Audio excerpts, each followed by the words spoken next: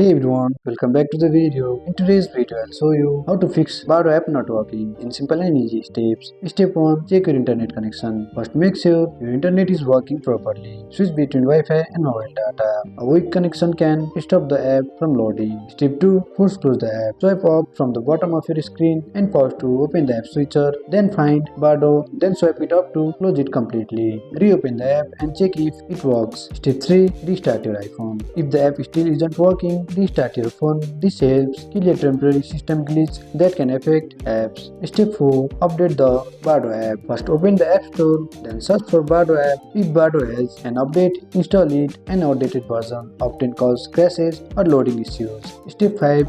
Check for iOS update. First go to the settings, then tap on general, then tap on software update. If an update is available, install it. Some apps may not work properly on older iOS version. Step 6. Delete and reinstall the app. If nothing works, delete Badoo from your iPhone, restart your phone, then reinstall the app from the App Store and log back in. And that's how you can fix if Badoo app not working. And that's it. I hope you like this video. If you find this video helpful, drop a like, subscribe to our channel. See you in the next video.